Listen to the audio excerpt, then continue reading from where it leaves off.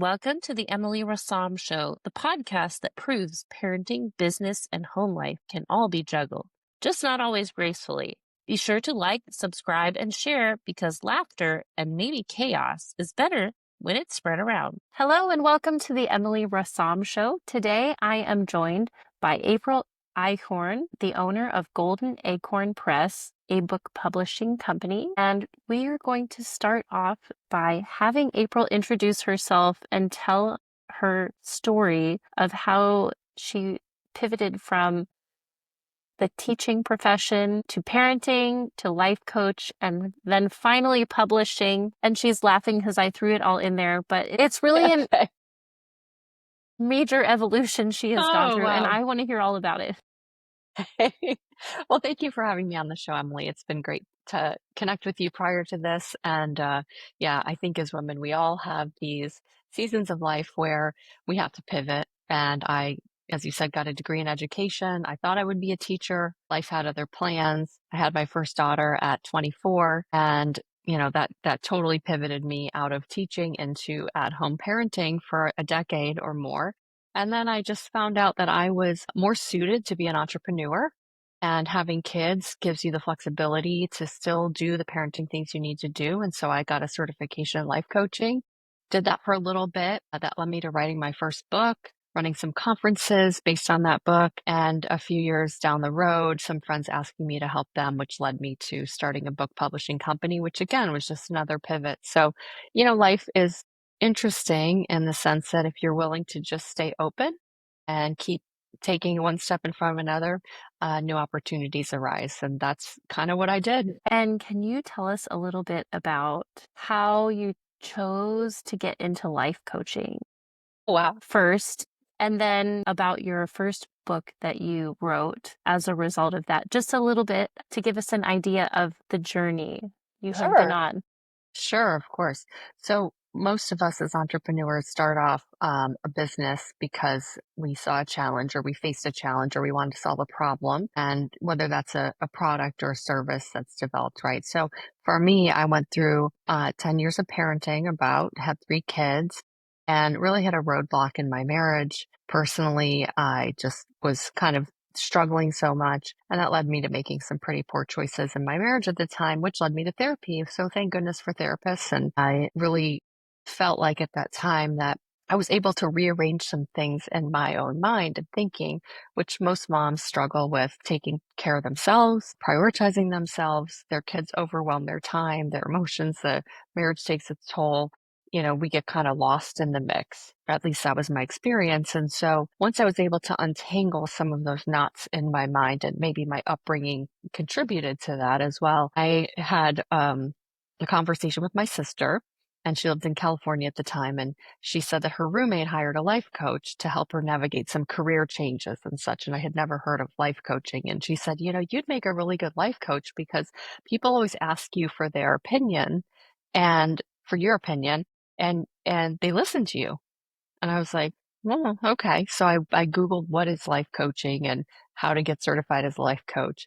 And I'm a kind of an intuitive person, and I'm a leap before I look kind of person in some ways. I'm learning to mitigate that because it's not always the best trait. But I looked it up, and there happened to be a master life coach in the area that I was in. I lived in Southwest Florida at the time. He was in Southwest Florida. His next level 1 life coach certification was starting the next week. I was like, oh my gosh, this is meant to be. And so I signed up, and that led me into the career path of life coaching. And then the book, Ride the Wave: Journey to Peaceful Living, really stemmed a lot out of my own parenting experience. And, if, as you being a parent as well, if your peace is dependent on everybody else being peaceful on the outside, you're never going to have peace. And so I was able to develop this way to manage my own emotions and create peace inside so that I could be at peace without necessarily needing to control everything on the outside, which is a losing game, as we all know. So that's a bit about life coaching and how I got my first book done. And it was definitely a journey to figuring all that out. And it led me to where I am now. And that's, I think, the point of all these kind of evolutions and pivots, right? Is one thing Right. leads to the next. It does. And then after you wrote this book, I was thinking, yes, I agree with you that being a parent is challenging and you kind of lose your sense of self. And I don't know if you have experienced this, but all of the books that I have either published or have written, I write them about my life's journey. Have you done that too? Like, as you go along, you have written things when it comes to mind. Is that kind of how you have been inspired for your books? Absolutely. I think sometimes our own lives are the best material that we have to work with. And I think for nonfiction authors, for sure. And as a nonfiction book publisher, I see that with the authors that we publish is, they bring to the table their life experience. That's what they have to share. And most of the times it's the challenges they've overcome and that they feel this sort of moral obligation or this need to create purpose out of suffering. And that a book is a way to do that, where you can really think through the lessons you learned, how you can help someone else who, there are plenty of people who are still back where you were 5 years ago, let's say, and how can this book help them move forward? And so for me, the book, Ride the Wave Journey to Peaceful Living, was birthed in part by my own desire to have peace, despite having the chaos of kids and all that stuff around me. And the clients I was working with at the time who seemed to struggle with the same thing. And the friends that I had that we had raised our kids together through moms clubs and things like that. And it seemed like every single mom had these same problems. So for me, it was part therapeutic, part business strategy, part, trying to use my gift of writing in a bigger way. So I guess all three of those things.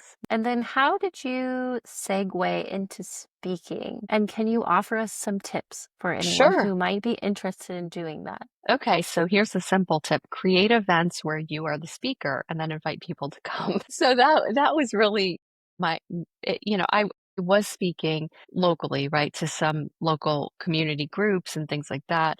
Like when I launched my book, I had a friend who was a master yoga instructor at a big studio in Naples, and she invited me to do a workshop on my book. And so that's just one thing that came to mind, was just sort of having people in my warm network who had their communities who invited me to come be a speaker. So I didn't necessarily have to fill the room with people. She filled the room with people. They took registration fees. Maybe I took a small percentage of that and I was able to sell my book, but more importantly, get the message out about my book. But I also knew that I wanted to build my own audience, because there's power in having people that are connected with you because they're connected to you, not just because they're someone else's audience. So I created at the time what was called the Happy Mom Conference, and I put that on 2014. It was a multi-speaker event. It was directly for moms. There were different topics, and I was one of the speakers. So, that helps if you are able to do that. And I've used Yes. that strategy since. And even with my authors now, I think it's important to promote yourself, like even doing things like we're doing here, find the podcasts where your voice would be appreciated, where the audience needs to hear what you have to share, and then reach out to the podcast host and, set up a time to talk and see if it's going to work to, share. If you already have your own podcast, which that was another thing I did, was create a podcast, then you can invite guests on.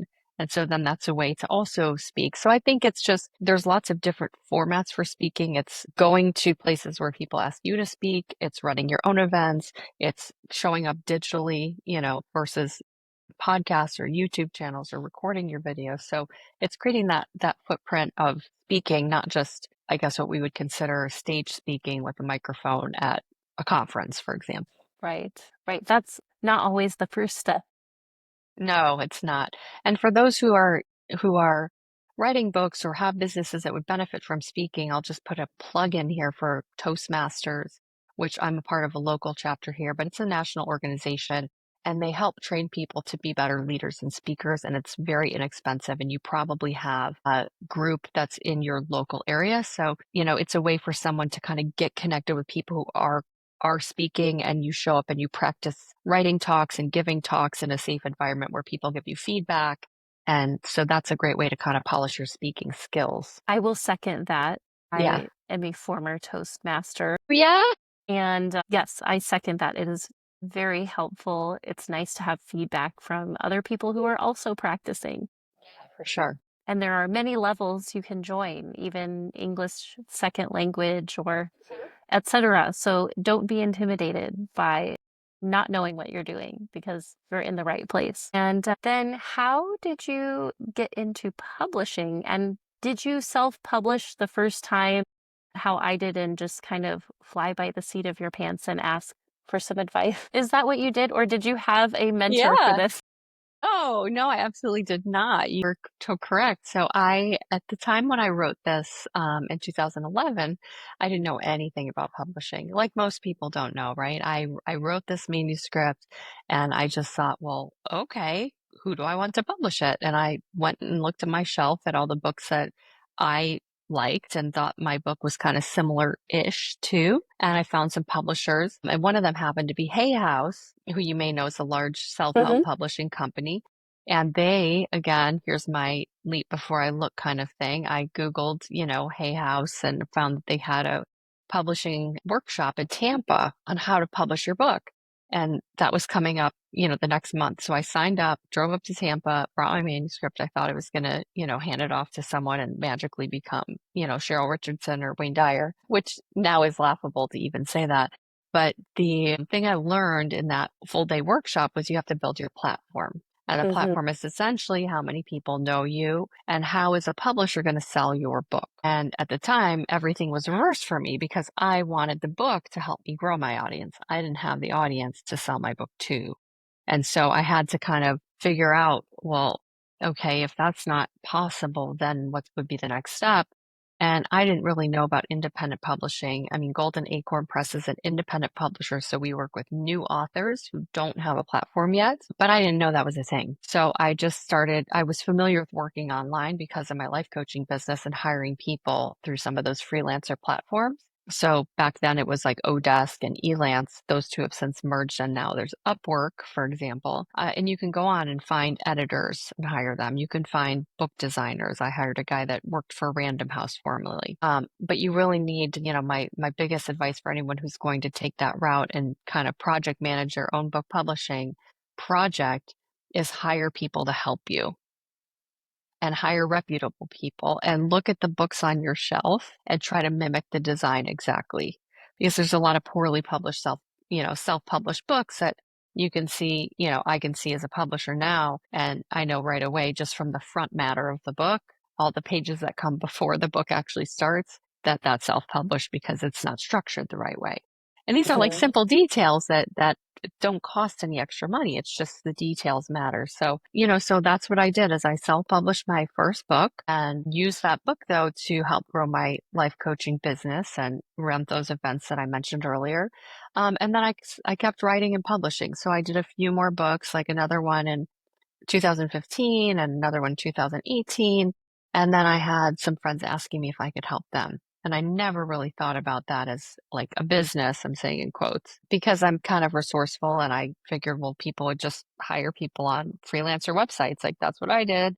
Hmm. But that's so I did. I helped a couple of friends and that led me to starting the publishing company. And that was 7 years ago. So who knew? That's an amazing story. I love it. And it goes with your theme that I noticed, that you're great at pivoting, even though you said no. And I will attest to the fact that it does take a lot of steps to publish a book. And I don't know if you've recorded an audiobook, but I just recorded mine. Oh, good for you. That's awesome. And I didn't know I also have to publish that with another ISBN number. So I'm going through the whole copyright process and everything Okay. Good for eventually, you. That's awesome. just for fun, because I never did that before. Have you ever recorded an audiobook? Yes, I did You actually. did. I did. I have an audiobook for my 2018 book, The Ultimate Love Affair, and then actually I have an AI generated audiobook for Ride the Wave.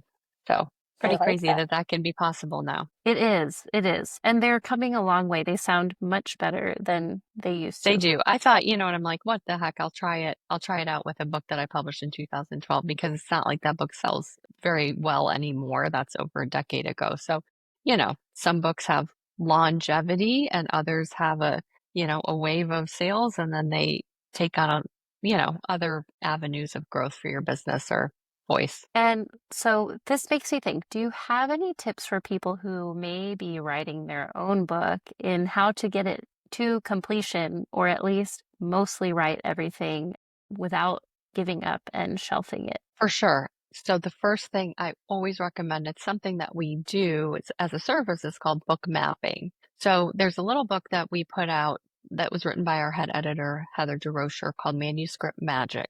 And it helps you to structure, it's called The 7 Simple Steps to Writing a Book. And it's a little book. It's funny, I actually have a copy here because I was just going to put these away into my office, but this is what it looks like. And it's like 100 pages. It's a super short read.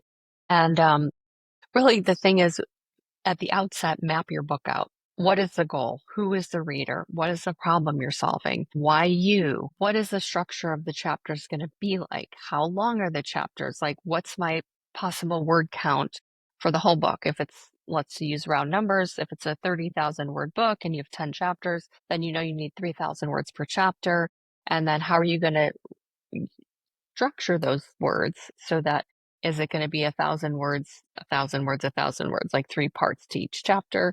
So then when you kind of map everything through, then the writing becomes easy, because then you've really taken what's a huge kind of overwhelming project and you've put it into bite-sized pieces, and you know what the table of contents is, you know what the structure of the chapters are, you have working title, working subtitle, you've written the back cover copy, for example. And so when you show up and you've got an hour a day, for example, to write, then you're not looking at a blank page. I like that. Mm-hmm. I will say one of my tips has been speaking what I want to write into the software, and then I go back and edit it. That's a good idea. That's a great idea. Yeah.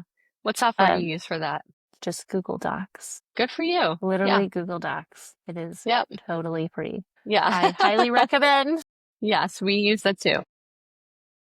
And then, so you go from writing this book and then thinking, oh, maybe I can get it published. And tell us a little bit about that. Because I thought when I published my first book, oh, I'm going to get it into my local library if I give them a free copy. And that was, haha, not the case.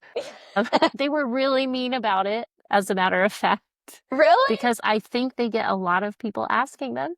I'm sure. And they said, no, go try some independent publishing, something. So can you tell us a little bit about that process? Because it can be overwhelming. You wrote this book and you're ready to publish it, and then you have a lot of closed doors and you need to find open ones. So tell us a little bit about that process. Mm-hmm. So as far as publishing, what I say is it comes down to 2 files, right? You need an interior file and a cover file, and you need those to be designed in a way that's printable, like somebody who has a book printer can actually print it.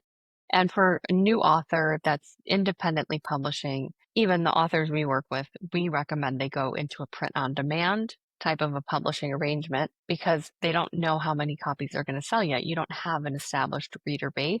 So you don't want to necessarily commit to, I'm going to print run 1,000 copies or 2,000 or 5,000, warehouse them, have them ship through like Amazon, FBA fulfillment by Amazon. That's a whole different ballgame that I think is worth doing once you establish yourself and you understand, I know my books are going to sell. You'll make more money doing it that way.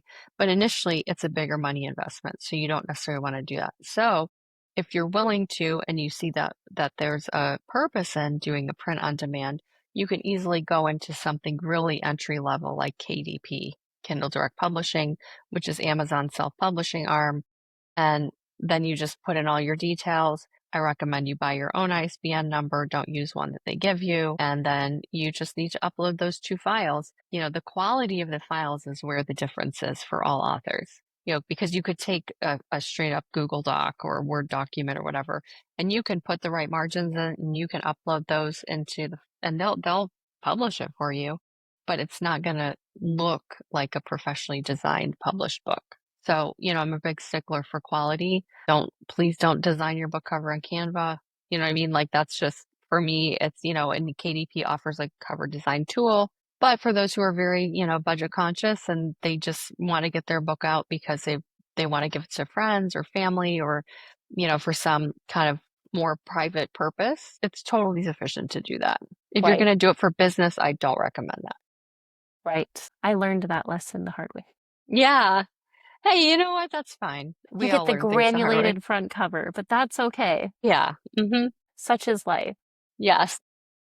And so then after this happens and everyone's really excited and they think they're going to sell a million books right off the bat. Right. Tell us a little bit about that process. Because that's another shocker you go through after you get your book published and you're trying to rank maybe on Amazon or something like that. Yeah. Well, I mean, so much of it comes down to your ability to wear two types of hats. So being an author is a creative endeavor and having the life experience that you want to share, or if you're a fiction writer, the creativity to write that kind of a story, that's most often what authors are best at, the creative drawing board world. But once you get those files done and you got to put on the marketing hat, it's not easy for everyone. So you have to educate yourself just as much as you would about how to create a good book, how to market a good book. There's lots of books out there about that tell you how to market a book for self-published authors, for example. There's some really good books out there if you just go to Amazon and type a search like how to market a self-published book or whatever. But there is, in my opinion, you get what you pay for, right? And you're going to pay for it with your own time, which is not free. And so I think sometimes people think, well, I'm going to do it for free. And then they want to read all the books and do all the marketing themselves and do all, it's just like publishing, right? Like if you're going to Mhm. pay an independent publisher to publish your book, what you're gaining is their expertise and you're gaining your own time back so that you can do the things you're really good at. And so I think as an author, you have to figure out what is the investment of time and money that you want to spend on any of these activities, right? Publishing or marketing or Absolutely. whatever. Marketing a book is really just like marketing any other product. And I tell authors that is that you're creating a product, just like a widget. How are people going to know about the widget? Why are they going to pick your widget? How are you going to get the word out about it? Do you want to, what's your best skill set? So some authors are great speakers. So podcasting, being guests on people's podcasts is a great opportunity for them. Others are terrified and they don't want to do that at all. And so maybe their better option is running Amazon ads or Facebook ads or Mhm. putting some money that way. But I think that the disappointment comes when people put their book up and think it's going to sell, but they don't do anything to market it Yes, because that's a big millions of thing. books are published every year and your book will never be found. I actually had someone who reached out to me who was disappointed in her publisher and their book wasn't, she said, well, my book's not showing up on the homepage of Amazon. I was like, you're cute, and Mine that is isn't either. never going to happen. Because the Amazon front page changes based on what the person looks at. It's just an Yes. algorithm, you Yes. know.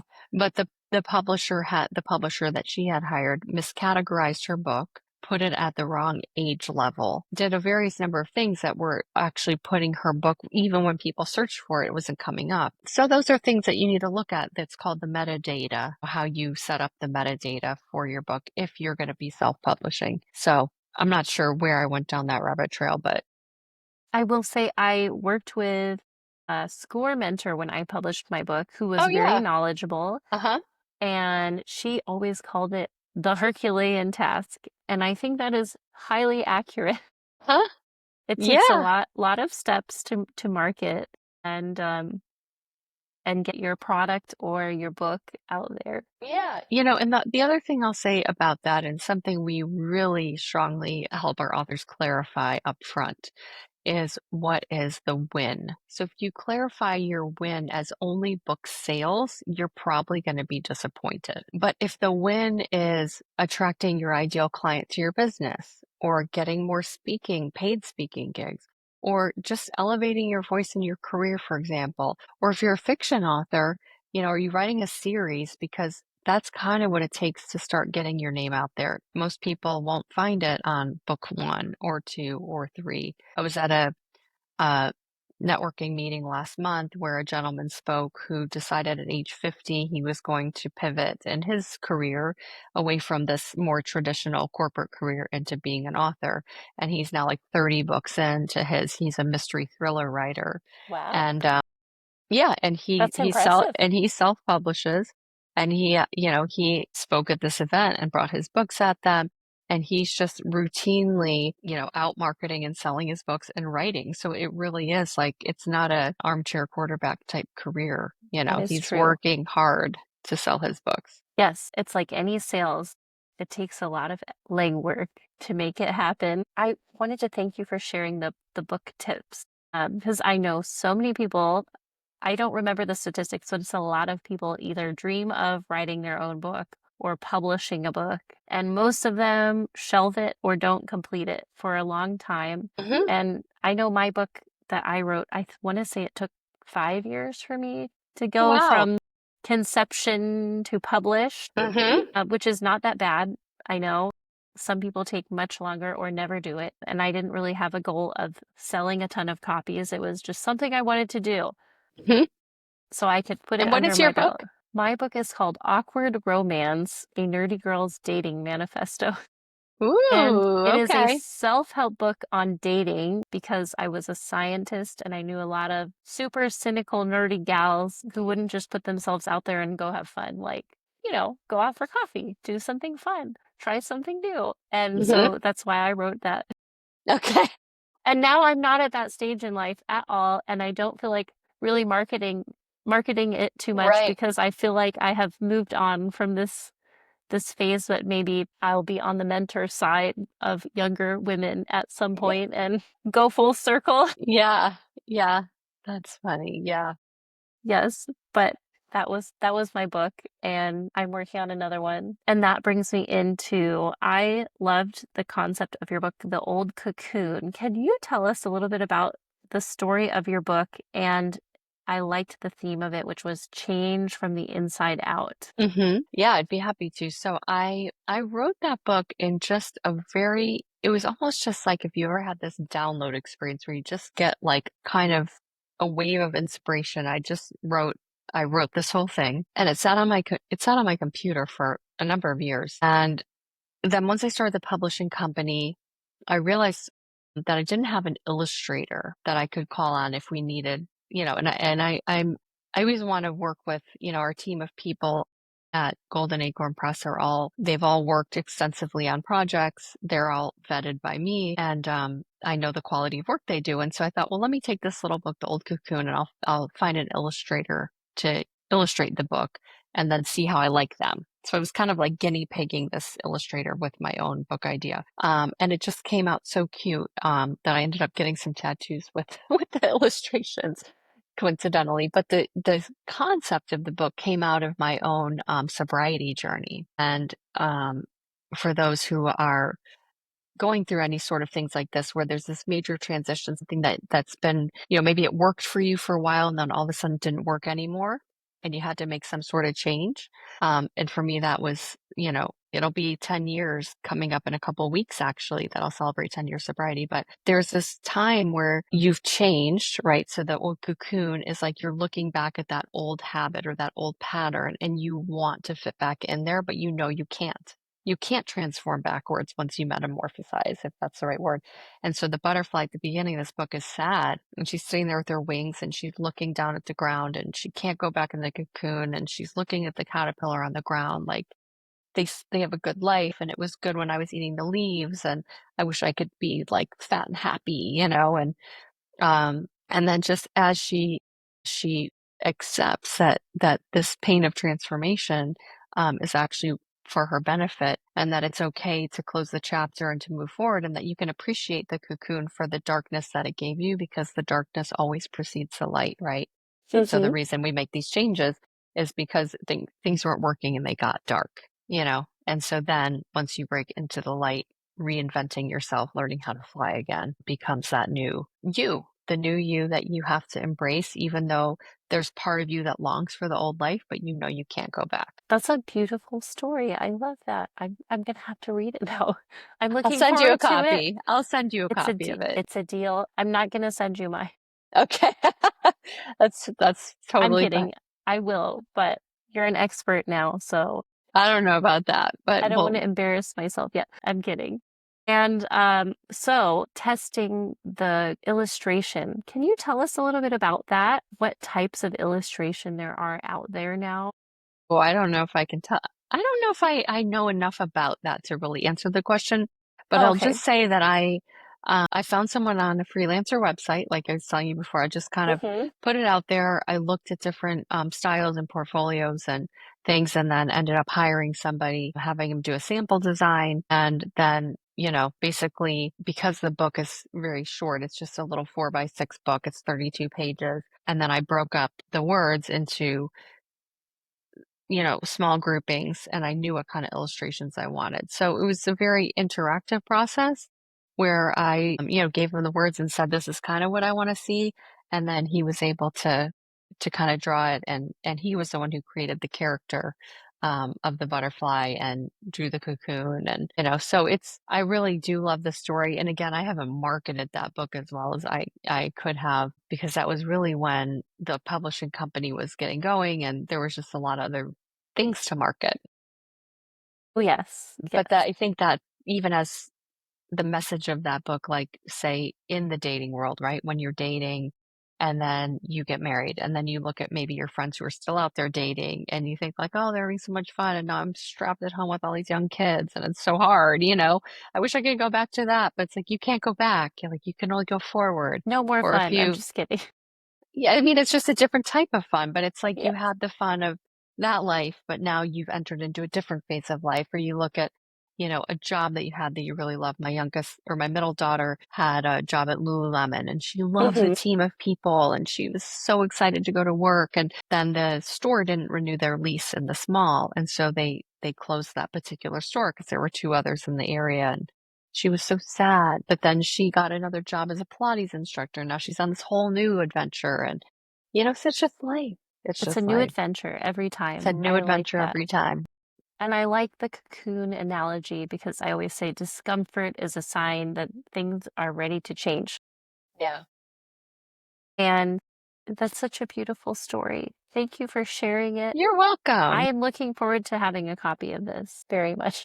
Good.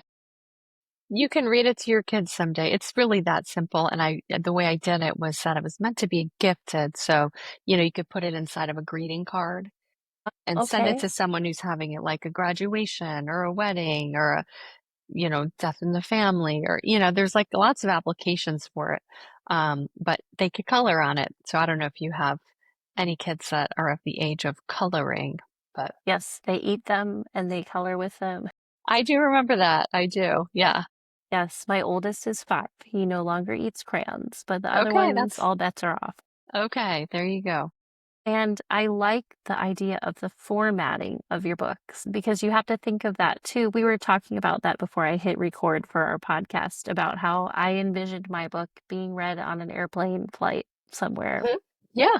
And yours is for inside, can be in a greeting card or um, like in a little gift of some kind as Mm-hmm. a beautiful display. I like that. It's something you have to think about when you're writing. Mm-hmm. There are many formats of books, Yeah. and they don't all have to be long, long That tomes. you have to think about your reader. Like if you're Yes. writing a book that's for busy moms, you don't want to write a book that's 500 pages, No, right? So it's no. always about I think authors also are inherently, I'll say it as an author myself, but can be inherently self-centered because they write what they feel is going to benefit them. It's Hmm. like, and I say that because I've gotten so many manuscripts over time by now that that's the first step usually, but then you have to rewrite with the lens of the reader. They're the most important person, not you, And because they're the one reading the book. Yeah. that is the beautiful thing about great editors. They will Yeah. just go ruthless on your manuscript and Hmm. change it up. And it's very important job somebody's got to do. Yeah. That's So true. you don't have to. And I don't know, but like I've worked with a couple really awesome editors back when I used to write for local magazines. And Hmm. now I read those pieces and I'm like, oh my gosh, I can't believe they invited me to write 3 articles for them. We all start somewhere. Yes. And then you see, wow, it actually sounded really good once the editor got it. And I felt bad for the editor after reviewing them. I want to say last year I went over a couple of them. So it Well, that's their job. So, you know what? It's like a cleaning lady coming to your house. You don't feel bad that your house is dirty. You're like, I gave you a job. right. Like, if my house was clean, I wouldn't need you here. Yes, So, it adds extra time on there. yeah. And let's see, I'm trying to think of any other things that we could go over. What was your first speaking gig and how did it go? And how did you find it? Do you remember? I'm not sure I'm not sure I can tell you that. I've been doing that kind of thing for a very long time in different capacities, Right, not just in my professional life, in my personal life before I ever had kids. I was back before I like left the church. This is a whole nother thing, but did a lot of speaking in that kind of context. As I said, I was teaching, so that's a lot of speaking. So it's kind of always been interwoven into my life. So I would say the first time I got paid to speak, I remember. So I co-authored a book with my former therapist, actually, and it was called Focus on You, Your Needs Matter Too. And it was a workbook about how to stop focusing on everybody else and take care of yourself. So a bit about like overcoming codependency, let's say. So we did it right, from a life coaching and a therapy standpoint, and it was kind of more of a 6-week kind of course. So a local church that he was connected with invited us to come and speak about that book, and I think they paid us $500, and he and I split it 250 each. And I remember thinking like, oh my God, I just got paid to sit on a stage and talk about this workbook for an hour. Like that just felt like so much money at the time. So I guess that stands out to me. yes. I can't remember mine either, but I know I was probably nervous. I want to say like also do you do business networking things? So speaking is very important in those type of instances. Yeah. And my friend still makes fun of me. I asked her if she would have a one-to-one with me instead of one-on-one Is one that meeting. is that is that for BNI? It was not, it was like a women's version of BNI. Okay. And I totally messed up how to do it. And I made my first business logo and it was terrible and embarrassing. I still have it. I love it. You're just like you're like out there just winging it like most of us. Yes, and actually people usually they kind of feel sorry for you, not in a bad way, but they're like, "Okay, come here. This is not going to work." And so that's how I've learned along the way. Just you try it, maybe it looks terrible. My first logo was it's so And it embarrassing. has to be terrible before it's good. And that's the same way with Right. video and the same way with podcasts, the same way, you look back at, I look back at how I used to do video and the lighting was terrible. And I was like, oh my God, does my mouth move that way? I feel like it looks so weird. Do I really look like that in real life? And, we're our own worst critics. So now I just say, just be who you are and try to Yes. have good lighting. That helps a lot. And I will say that April told me that she has 95 podcast episodes that she has recorded. And I was sitting there thinking after you told me that, well, I would have to go to 100 for a round number. So I thought I would encourage you to try it again sometime. Well, I'm sure I'll pick it back up. It's just been there's been a lot of other distractions and things. So yeah, Right. Here's 96. yeah, there we go. Does that count? You have four more. I was just sitting there thinking of that and I'm like, wow, I love round numbers. I'll have to bring that up. And one of my favorite things, well, I have two favorite things I like to ask at the end of the show. Is there a book that you love, that you have read, that you have not written, that you recommend to everybody that you would share? Because we The most all love current, reading. yeah, well, the most current one that probably most people would say most people have read is The Let Them Theory by Mel Robbins. I have not read that one yet, but it's pretty new, I know. It just came out, and it's all about what it says, let them. Like when people do crazy things or they do stupid things or you don't understand what they're doing or you feel like you need to correct them or, you know, just let them. It's their life, And then the second thing is let me. So do I want to be around this person if they're going to continue to behave this way, for example? And then have healthy boundaries. So she goes obviously into 300 pages worth of detail of that little executive summary, but that's one. There's another book that I absolutely love that I've read many times is The Alchemist. I have not read that in a long time. I'm going to have to read it again. That's a good one. That's a good one. Okay. And my other question I always like to ask, is there anything pressing that you feel very strongly about that you like to share with everyone? That's either motivational or inspirational, that's kind of one of your things about you or something like that. I would say there's nothing wrong with you. I think that the world would let you believe that if you could be this, if you could change this about yourself, if you would only say this, if you'd only look this way, if you would only, then everything would be okay. And so much of my life revolved around that. And when I finally said, you know what, I'm okay with who I am, everything changed because I didn't feel that pressure anymore. I didn't feel like I wasn't enough anymore. And if you're around people who are helping you believe those things, then I suggest to just have better boundaries and get those people out of your life and be around people who support you. So whether that's ending friendships, ending a marriage, ending a job that has a boss that's demeaning towards you or whatever, it's really being protective of your energy and knowing that I deserve to be in a space where I'm loved and supported and I won't tolerate anything less. I So love I that's love that. what would be pressing for me. And so do you, now that you said the word ending, do you think it's about ending or is it starting again? Um, like commencement, Mhm. beginning again. I think it's both. I think that back to the old cocoon, right? There is an end to the certain life that you had, and only then can a new beginning start. And the only way that you can end things sometimes is when things get pretty dark, but it's not gonna get brighter until you change, and the only person you could change is yourself, and sometimes the only thing you can change is by having better boundaries or getting people out of your life.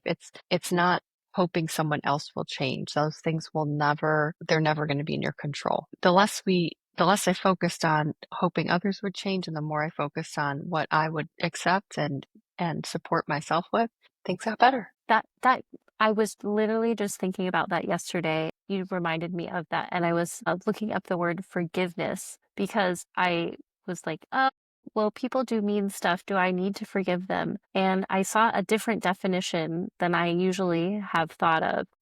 And it was forgiveness is you letting go and not holding that space or allowing it to have that real estate in your mind or take Mhm, that time in your life. mhm, And I thought that was a really beautiful definition of the mhm. word. It goes really well with what you're saying. I thank I you so like that. much. Yeah, I like that too. And it's funny, back to the my life coaching training, there was an exercise that we were taught to do with clients, and it was for a forgiveness exercise. And it was trying to decide, if you forgive someone, do you forgive them and bring them back in, or do you forgive them and kind of bless and release? So it's the forgiveness part is for your own benefit. It's to let it go, right? But don't Mhm. forgive someone and then just let them continue to, like, say, abuse you or treat you badly or whatever. Then it's time to say, like, also forgiving yourself, because we don't know what we don't know. And sometimes as we grow as people, it takes time to learn what will I and won't I tolerate. And I forgive myself for staying in relationships or jobs or whatever you want to say for too long because I simply didn't know. Yeah. Thank you so much for You're sharing that, welcome. April. It has been a pleasure speaking with you. I had so much fun talking with you. Thank you for having me. Thanks for joining me today on the Emily Rassam Show. If you laughed, learned something, or at least didn't roll your eyes too hard, go ahead and like, subscribe, and share. Until next time, keep the coffee strong, your kids alive, and the dreams big.